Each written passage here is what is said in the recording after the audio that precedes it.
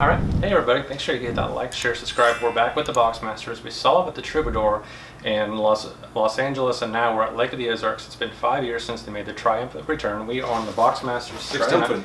Yes. We are up with the Boxmasters. This is the album that you need to get download. You need to tell your friends. The tour has been selling out everywhere. How's the tour been going for you guys? Been going really well until we got sinus infections, and then we had to take a few days off. But then, you know, we're back almost to our fighting weight again. Now, yeah, the Canadian smoke has been pretty devastating. Really smoky up there in the east. Yeah. Now I want to talk about my favorite song on the band. Song on the album is "I Must Have Been High." What is the crowd's favorites on here that they've been telling you from the album?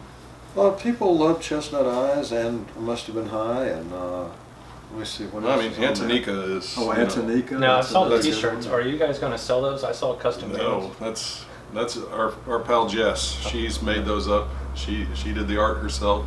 Right. And I would feel real bad if I stole her design and just started making T-shirts of it. So yeah. I'll let her do that. And yeah, well, I mean, it's pretty narrow, the market for, you know, T-shirt of one song. a T-shirt of one song that doesn't have the name the Boxmasters on it or anything. Yeah. So yeah, well, we'll just keep letting her do that. It's fun. I wanted to ask now, I got to see the Troubadour for the first time. It was a really pretty venue and it was historic. Do you guys have a favorite venue that you like to play at? Well, we love Knuckleheads in Kansas City, and God, we play there every year. Yeah. I mean, we just love great places with great people. I mean, we love theaters a lot, you know, the sort of bigger venues, but then some of the smaller ones we like to play because you're pretty intimate with the people there, you know. So the Troubadour is great. Yeah, it was our first time. So, you know, it was young. usually we have, like we played the Mint a bunch of times and the El Rey. And so it was nice to play the Troubadour because it is such a historic place. And so many of our heroes played there. And, but, you know, there's so many venues that we love. But, yeah, if we were able to be the house band at Knuckleheads, I think that would be kind of our ideal gig. And I want to remind guys, July 8th, you can still get tickets for Knuckleheads, which is next Saturday, so you've got to make sure you make that appointment. Next Saturday? Yes. Goodness. I want to ask, I've got to know you guys for about 7 years, but you have been together longer than that. Did you know the point that when you became more than a musician that you two became family? Family? Well, let's see. I think when you ride on a bus together for 17 years, you can't help it, really. It's like you do become kind of like brothers, you know, and it doesn't just go for me and JD, but the other guys too, you know. It's like it is a weird little traveling family. It's almost like being in the carnival or something, you know. Yeah, it's bizarre how time goes really fast and extremely slow at the same time in a bus. It's like, that Troubadour show might as well have been 5 years ago. Like, it feels like it was, another lifetime ago. So, and at the same time, it seems like it was a week ago. Yeah, exactly. So it's real weird. But, yeah, I mean, there are moments in time that, basically it's just hours of this group of people that live on a tube rolling down the road. It's like a thing that we'll always have, and it's strange. It's a weird way to live. I want to ask that we both have musical influences and heroes. You guys are obviously one of my big heroes. Do you remember the first musician that each of you met that you wanted to get a photograph with, and how that experience changed you? That I wanted to get a photograph with. Like that person meant a lot to you?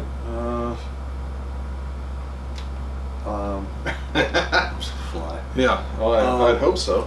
I don't. Yeah, I'm trying to think the first one I met that I wanted to get an autograph from. I mean, it must have been.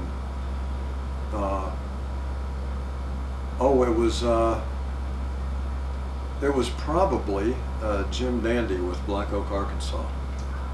But I got to know him when we opened for Black Oak, Arkansas when I was a teenager in my 20s. So I actually did get photographs with him, but one that I never got a photograph with that I've met a few times that I for some reason I just never asked, but I'd like to get one with Bob Dylan, just to say I did it. JD, anybody? I don't know that I'm always too nervous to, you know. I mean, we got pictures with Levon, which was pretty amazing, but you know, I never got a single picture with any of the Stones when I worked with them. I never got to get in the picture with Ringo when I worked with him for one day. You know, it's like people that I wanted to, but it's like, but yeah, it's, I don't know, just being in the presence of them is pretty much enough. You know, it's like I'll remember it. You know, a picture is cool, but plus the just pictures being that there. we have, we don't ask for them, right? I mean, we just end up being in pictures with people. Yeah. I mean, just because we're there, you know. So it's not like we really had. We weren't in a parking lot and saw, you know, Bruce Springsteen walking down the sidewalk and ran up to him. Right? I mean, usually You did that with Neil Young, didn't you? Did I? I don't know. I remember he was in the parking lot in Austin somewhere, but I don't know that you ran up to him. I didn't run up to him. Yeah. Well, I already knew him. I think we waved at the bus. Yeah. Anyway, I wanted to ask that we have a lot of the musical influences from the 60s you guys look up to. In the past, some of them have smashed their gear on stage. Have you guys ever going to talk about that, doing that? Not on purpose. I was going to. So in the early days, we played a cover of "The Kids Are All Right," and we would end the show, the Boxmasters set. And so we did the Americana Fest one time at the Cannery in Nashville, and I got a Telecaster that I was going to smash at the end of that song. I didn't know that. Oh yeah, and then but you cut "The Kids Are All Right" from the set that night. Oh. So it didn't make sense if it wasn't a Who song for me to just smash a guitar. So I saved you from smashing a guitar that you didn't really want to begin with. Yeah, because it was what I asked. It was back when we had the Fender deal, and I asked them for a guitar that I could smash. So they gave me a Squier Telecaster. Oh, that's funny. But Yeah, I never Yeah, knew no, that. it was- If I'd known that, I wouldn't have cut it in the set. yeah, no, I was looking forward to taking out my Nashville frustrations on their stage. All right. We have JD's Baum guitar, so we're going to pretend it's in the video. I'll put that in there. Like Bubbles did. Right. And then, what was the inspiration for picking this guitar? What songs have you recorded on it, and how has it performed on the tour? It's been great on the tour.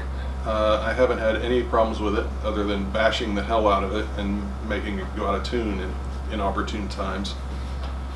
I saw it on Instagram. It was just a weird looking guitar. It isn't a traditional shaped guitar. It looks more like a Jetsons or, space age guitar. So I just thought it looked cool. And they had just went to doing less expensive models by making them in Korea. There had just been like a handmade shop, and then they started manufacturing them in Korea, and so they were on sale. And so I just ordered one. And I don't think I played it on one song, but then we redid the song and I didn't play it on the next version. So it hasn't made it onto a song in the studio yet. But yeah, I've played it almost every song of this tour. Just a couple of times I've had to switch, but it's been great and it feels amazing. So I do want to say, you guys, guitar company, if you're watching this video, I'm definitely going to tag you in it. If you any instruments or plugs or these guys really love your instruments. Yeah, thanks. Because we do. It's a great guitar, and so I'm pleased to play it. Am I allowed to ask anything yet for 2024 albums or releases? Is that too soon? Well, no. Well, we finished 3 records in March. Finished mixing them. I'm not sure if they've been mastered yet. So I don't know when it'll be out next year, but the next proper release, like 69, will be out sometime next year. The other ones will be ones that we put out on the website in some fashion. I don't know exactly. We have to sequence them yet and still figure out what we want to do with them. But we got next year's releases ready, and then, you know, when we get back home, we got a project we're in the middle of working on. We've done 3 songs for, and so we'll dive back into that. And who knows, maybe that one will be the next one that comes out. It's hard to say because well, all your songs are pretty. Thank you. Yeah, it's especially now that we got the studio, it's like, let's just, you know, crank out some records. Have any of you, I got a few more with you for you guys. Have either one of you talked about permission for AI on your music if something happens to either one of you? It won't matter for me. I don't. I'm not He big doesn't. on the whole AI thing myself. Yeah. I'm going to turn Billy into a hologram and AI anyway. Just, you know, he can sing harmony with himself, if nothing else. So, And no, that's, I know. for one, you know, like AI's not going to write lyrics like Billy is. You know, it doesn't matter how computer learned it's going to be. You know, it might be able to make a facsimile of somebody singing, but it's not going to be able to really go Capture his heart or inside that brain. I don't. It's kind of creepy to me. Oh yeah. So I've got 2 more for you. Okay.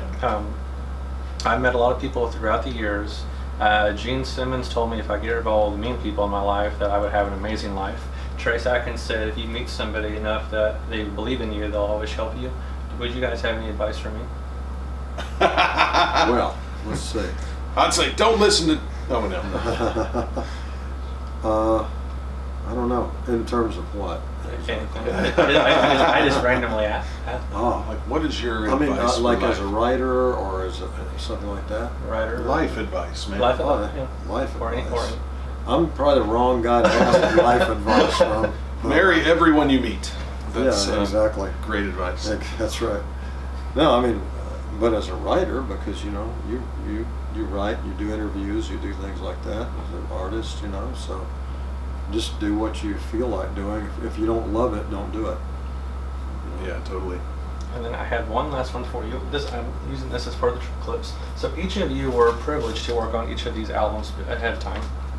What did you guys learn from working on these albums and then apply that to the Boxmasters?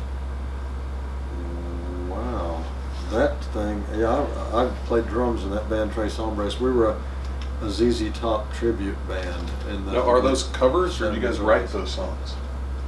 Those are original songs. Okay. Very hard to find. And I'm Somebody not. had a copy of it in I didn't. Penn's Peak. Oh yeah, there's These are- somebody. these are like somebody $300 yeah, apiece. that pops up every now and then. That was a long time ago. We recorded that at Art Studios in Memphis, and I was just the drummer of the band. I didn't really write those songs. I was not credited for writing any of those songs. No. Are they? And what's the other? What's the other? That one's the Stones record. So what I was asking is, from your early experiences, is there anything on these albums that you applied to the Boxmasters or it taught you as a musician?